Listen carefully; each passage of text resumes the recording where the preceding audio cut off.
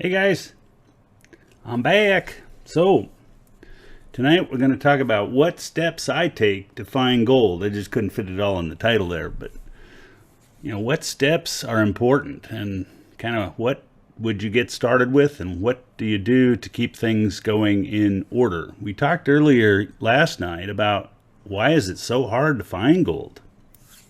Well, and we hinted at the possibility that it might relate to the need for some kind of methodical way of reducing the amount of, noise in the way you approach gold finding. So what we're going to do tonight is talk a little bit about just some steps that I take to ensure that I have success wherever I go. And so that's the idea, is to kind of get that mindset of I'm going to be successful finding this stuff and I'm going to have fun regardless.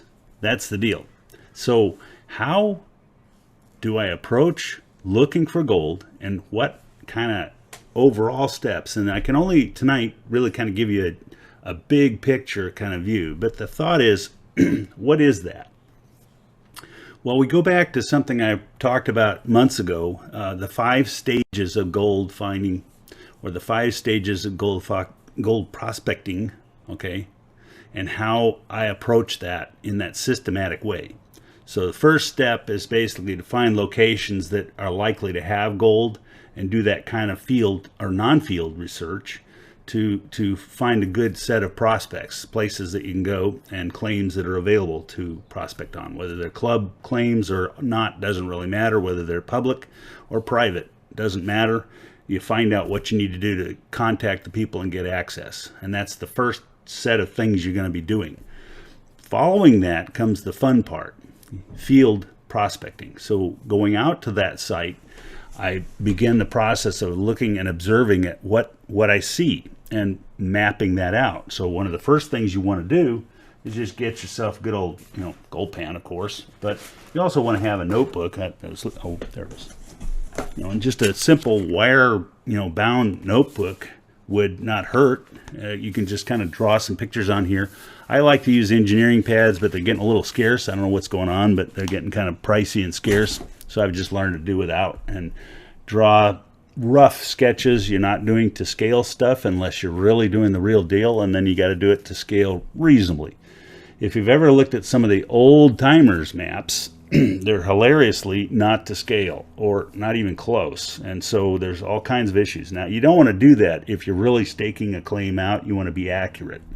And you want to learn a little bit about doing surveys and stuff like that. But to initially do things, you're just looking for the general lay of the land.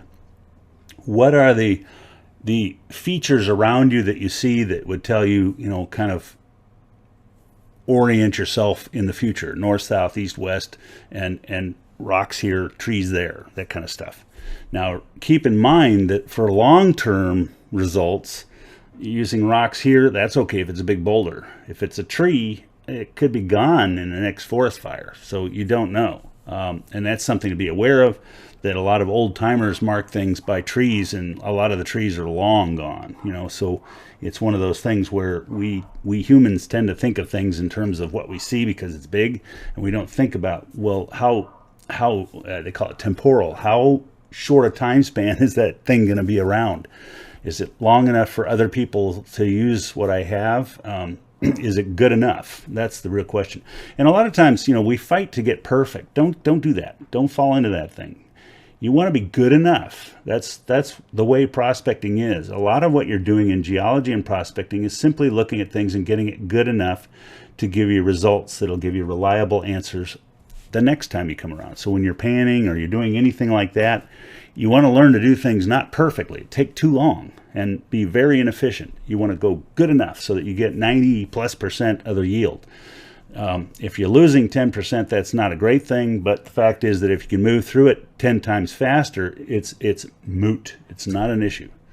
If you move through it 10 times slower and you get 99%, well, now you're getting 9% more for 10 times longer time, or 9 times longer time. That's a bad idea. See the problem? So this is the kind of thing we're talking about. So in that, we look at the flow that might have occurred. We talked about bathtub rings and tree lines and things like that. We also get into the whole business of scoping out the kinds of flow and the kinds of traps we see and marking them on our little map. Once we do that kind of stuff, we move on to the next set of stages, which involve the process of sampling and mapping out the gold streaks if we find them, looking to see if you get this kind of stuff, how many colors are you finding in your pan. If you find that many colors, you're doing pretty good. So if you're looking for the quality of the material and the quantity, and how much per unit volume or ton of material moved did you recover in terms of the quantity and quality of the material. Keep good notes. One of the things I've talked to a couple of guys here who told me that the comments I make about keeping good notes and records are paramount. It's the difference between guys who are just kind of amateur and pros. The key is that if you can take your notes and you mark down how much colors per pan you got out of the different pieces you sampled, that alone is worth lots of gold to you in the future, because if you continue and go downstream or upstream and you're working your site and all of a sudden you find out the gold is gone and you found a bunch, where was that? And how much was it? And what was the quality? Oh, by the way, that was 2 years ago. See the problem? And so those records become the real gold for your site, because they tell you all about the history of your adventure and the history of your results, and allow you to improve. When you talk about systematic, they're a feedback loop. So when things don't go well, you can see it in the process map, you can see it in your data, the results for each of your samples and that kind of stuff, and you can correct that error we talked about in the feedback loops a couple days ago. So now all of a sudden I'm getting better results because I'm able to zero in where I spend my time and eliminate that 99% of that area that I really shouldn't be wasting any time or effort or fuel or anything else on. Give it to somebody else to prospect. Be ready that they may find something that might throw you, but the fact is that it's really not. It's not as likely that they'll find something if you're already tracking in and zeroing in on the pay streak. See the problem? So that's what we're here for. And so the final stage, of course, would be, the process of what we call mine or move on. How do I determine where the gold is? I've done. Now I say, okay, what kind of equipment do I use? How much do I use it? And by the way, I'm still tracking those results. And when they start petering out, I ask myself, which way do I sniff from that trail that I was tracing, and check to see if it really stopped, if this load ran out, or if this pay streak in placer material ran out, or if it just turned the corner. And I've got to go back up a little bit and sniff around the corners to see where it went. That's the whole idea here. You're using the material and the history, and you learn knowledge about geology, rocks, minerals, gold, water, consulting with other people, understanding what you're looking at, getting pictures and images to figure out what kind of rocks and minerals you're getting. It might be you're sitting right on top of a bunch of, the hot ticket, I was just reading some articles. The hot ticket right now is cobalt. Go figure. And the reason is all this eco focus on renewable energy has put all the emphasis on lithium batteries, and one of the key elements to make a lithium battery work is another element called cobalt. And that cobalt is now seeing a spike in its price that's driving people back into the field, even here in the United States, to go find places that might have had cobalt in the past. Well, guess what? Cobalt likes to hang with gold. So here we go again, cobalt, rare earths, you got a pattern here that's developing. Technology takes these metals and minerals and eats them for lunch and produces interesting results as an output. If people still want those interesting results because they like renewable energy and things like that, they're going to find a way around things like dredging bans and stuff. They're going to have to. The problem is we have to be smart enough to figure out how to push that forward. And one of the things that will help us is just to be smart about the data that we collect, so that we know what we're finding and we know what it's worth. If you found a bunch of cobalt and it was worth a lot, I guarantee you somebody'd find a way to waiver your dredge and let you do your work. So that's the name of this tune. So that's kind of it for tonight. I just wanted to kind of swing through what steps do you take to find gold. And if you look at the 5 stages or 5 steps that you go through, there's sub-steps inside of those. The objective is to not be too difficult to follow. You want to be, but you want to be consistent. Use the same kinds of processes. And here's the deal about processes. They're there simply as a guideline that you want to follow reliably or modify. So they're not a guideline in the Disney sense of guidelines. It's just guidelines, you know. I just follow them, and then I do whatever I please. Now, you really want to follow them like they're procedures, but you want to take those procedures, and if they don't work for you, fix it. You know, change them. Make them work for you. Because, and if your site requires that kind of change, then do it for your site, and then go back to that kind of procedure for the next site. Always remember that if you're adjusting based on this site's performance, you don't want to adjust your overall starting procedures just because that's how we always found it over here in this corner of Texas or New Mexico. You want to find it, you know, based on what you're seeing wherever you are. Alaska, Australia, it doesn't matter. So that's kind of the objective, and that's the way you want to look at prospecting. Think of the steps as the way you're going to find gold. And think of those things as the breakthrough that you need to have to get over the thing we talked about last night, is why is it so hard to find gold? Well, the answer oftentimes is because we don't follow a process. We don't follow steps. We want to just kind of jump out there and do it. And the answer is, yeah, it's okay to jump out and do it to get started, but at some point you really need to think seriously about just a little bit of discipline. It doesn't take a ton, trust me, it doesn't.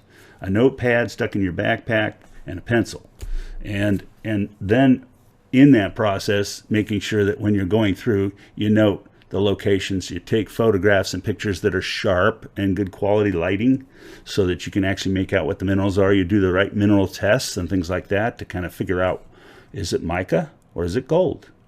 Is it mica or is it pyrite? Is it pyrite with gold? That kind of thing. So that's kind of what I had to talk about tonight. Let's take a break and see what you guys have to say. I'm going to look on Facebook page and make sure we got out there. Here we go. We still have 99,157 of you liking the Facebook page on Hunting for Gold on Facebook. And then don't forget Prospector Jess over on YouTube. SourdoughMiner.com is blog. HuntingForGold.com is another blog. Check them out. Take a look. So let's see. We've got last night's post. I'm waiting for this night's to wind up and show up in the screen. There it is. And yes, we've got comments and we've got people on, I think. Waiting for this night's to wind up and show up in the screen. There we go. Okay, so let's take a look. See who's on. So Douglas Swanson says, grew up in Farmington, now in Tucson. Welcome. Douglas, hey, that's great. Scotty Crick says, getting about 13 on average. All right. So Wayne Peterson says, worth a look farther into. All right. And Victor, can you drill a hole to check the level of gold and how it's done? Drilling a hole, Vic, I assume you're talking about lode mining. And diamond drilling is very useful, but it's a sort of secondary stage of checking because it's quite expensive.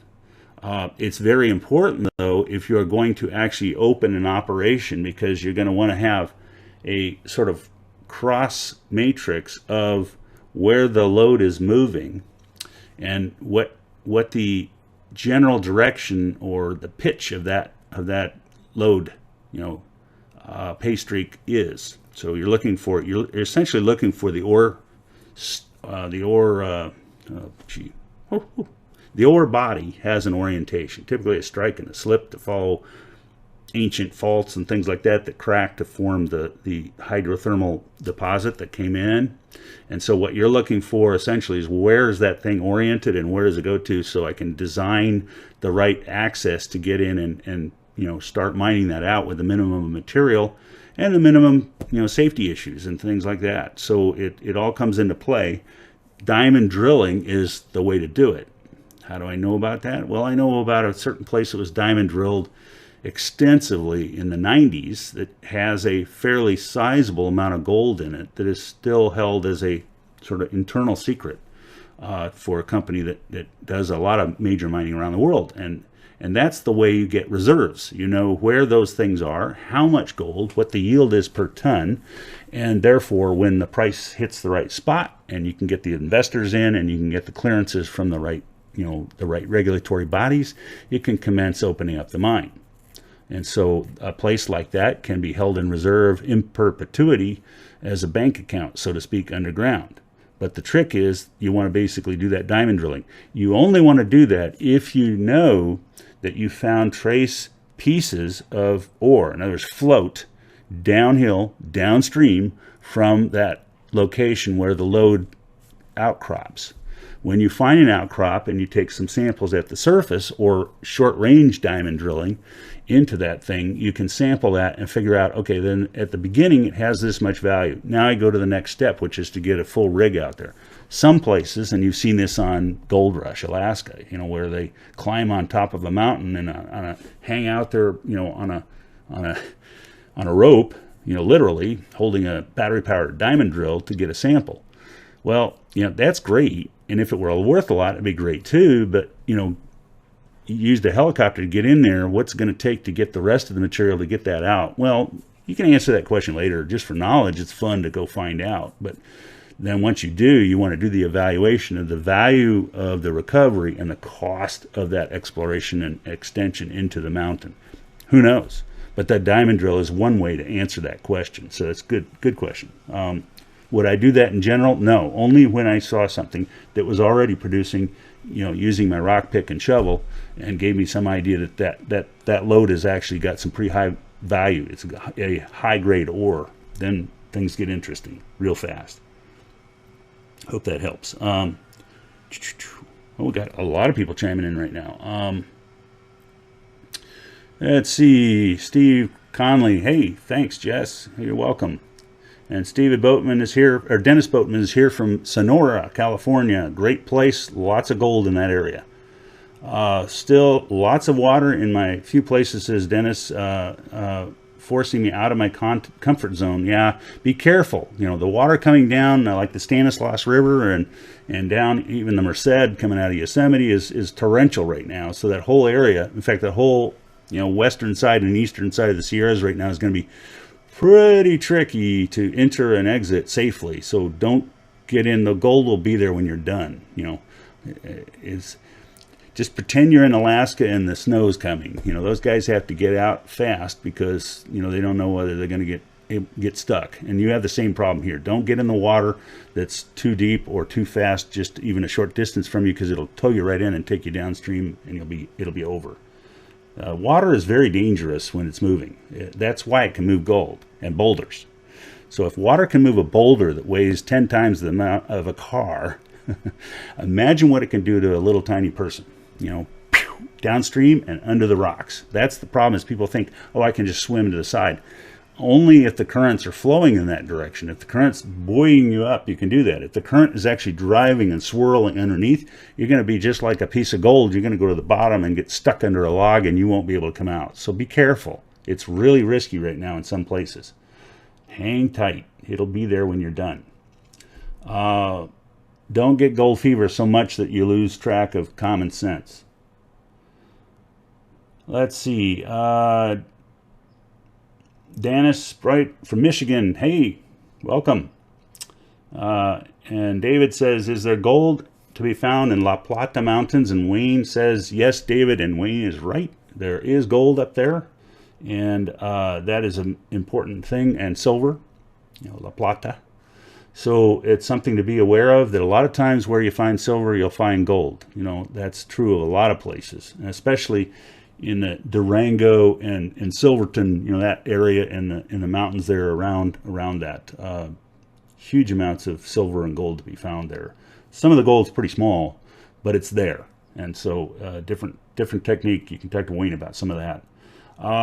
Douglas Swanson, I've been seeing small amounts come out of La Plata. Yes.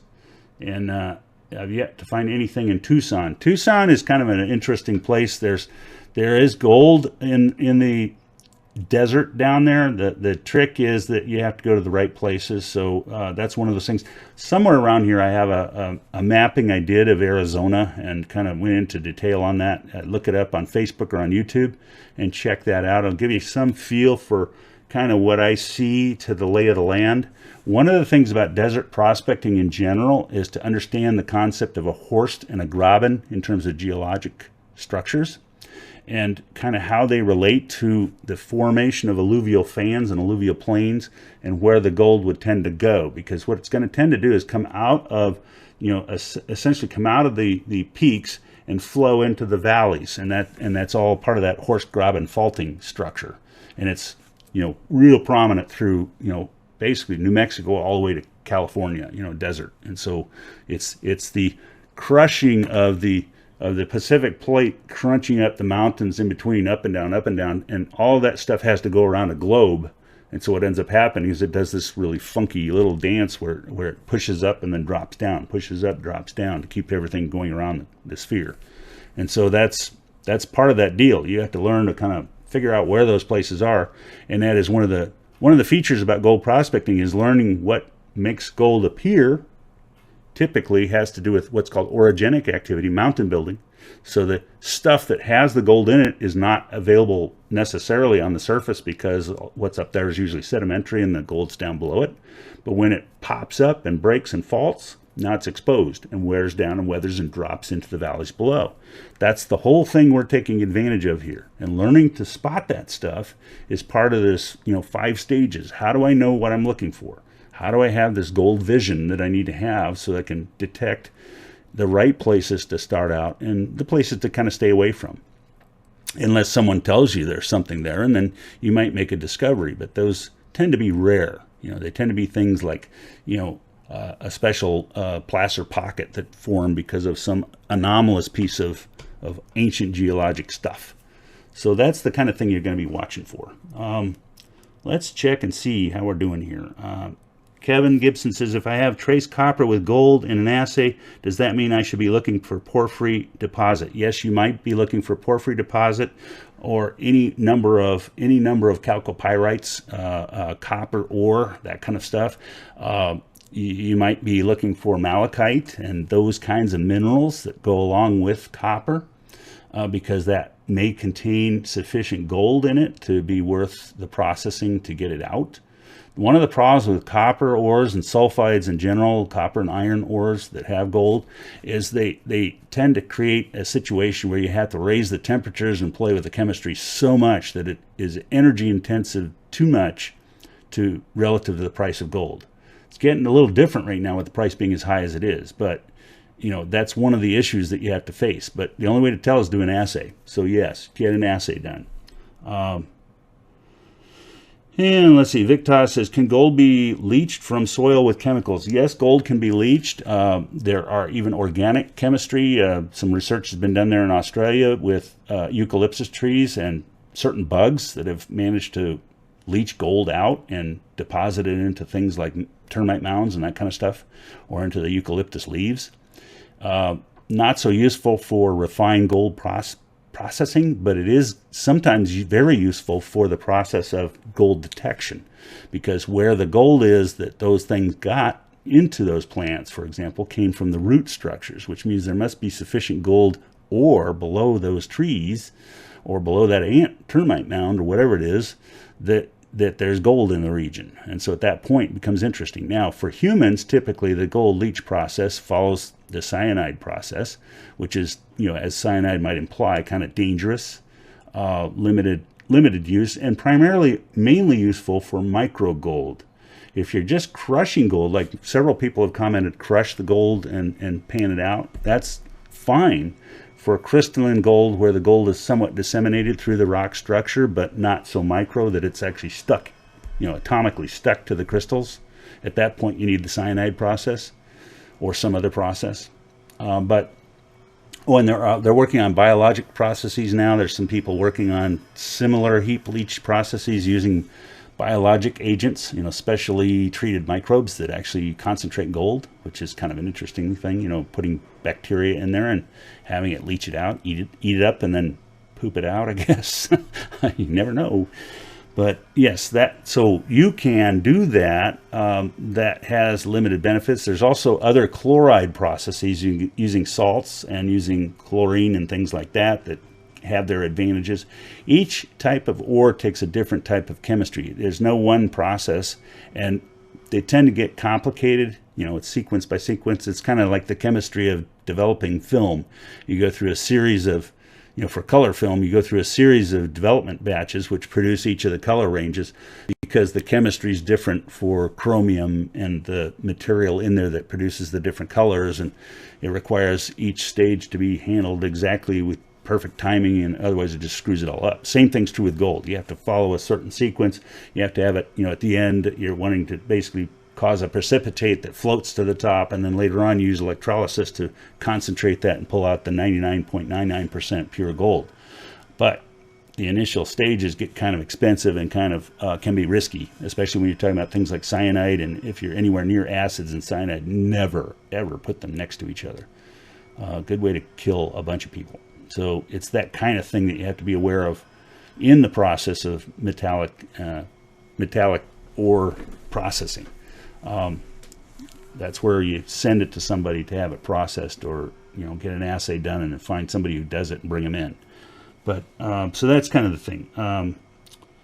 What is porphyry? Porphyry is a gold ore. It's just a type of material, and pretty much consists of sulfides and things like that, and rocks. And so you're looking at a kind of a gang material. It's another term they use for it. Which redder the better. Blacker and uglier the better. Brownish, you know, nasty looking stuff is real interesting when it comes to prospectors, because oftentimes, instead of seeing, like you see in this gold pan, this nice shiny yellow metal, instead what you have that you're looking for is this blackish, brownish, reddish crud that has traces of iron and maybe some green copper sulfides or something. You know, you just don't know. Depends on the ore. But that stuff can have a significant, you know, 10-20% gold concentration, and you can't see the visible gold. It's in the compounds. At that point, that's when you start entertaining this business of, okay, send it to somebody for an assay, send it to a chemist to find out what it would take to break it down, what it would cost. At that point, you have an assay and you have a piece of economic information that you didn't have before, and now you can figure out what it's worth.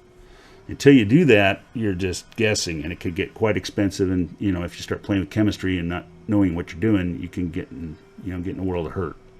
So that's it. Let's see. Tyson says he started building his dredge. Awesome.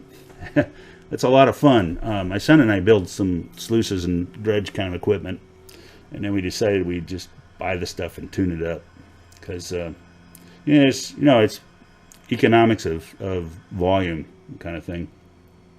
But there's nothing quite like building your own thing and putting together the components. The key to a dredge and the success of a dredge is the ability to control the water flow and the sluice box design. That's it. The rest of it is a box. But understanding how to get the gold to concentrate, especially the gold in your region, is important in that process. Let's see. Scotty says, I still haven't searched the crater 1 mile deep. Is it worth a look? It's untouched. That's a good question. 1 mile deep's a pretty deep crater. Maybe that's a good question. Could you send some pictures or post some pictures? That might be interesting. A 1 mile deep crater with gold ores, an interesting prospect. Tyson says, I see that along the highway coming out of the Shell Mountain. So let's see, that's... Oh, porphyry, yes.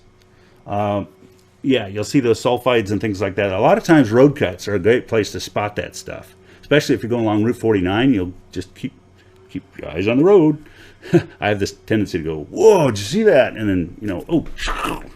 So you want to be careful driving with me when I go near any kind of geologic formation, because I get caught up. And I might pull over at a moment's notice. So if you're tailing me, just be careful. So that's it for tonight. I just thought I'd bring this up. What steps to find gold, and talk about that. Again, tonight, give me a call to action. Check out the Gold Diggers Underground and Bonanza Club. That's still available. Find more gold at sourdoughminer.com/GDU. Or if you're looking to get started, check out /GGM for government gold maps. That'll give you an idea where some of these places might be. There was a question about Tucson. That's one way to do it, is just use the GGM report and build your own map. And look, zoom in. So that's it for tonight. I will catch you later, and good prospecting. See you tomorrow night. Thanks, everybody. Thanks for joining.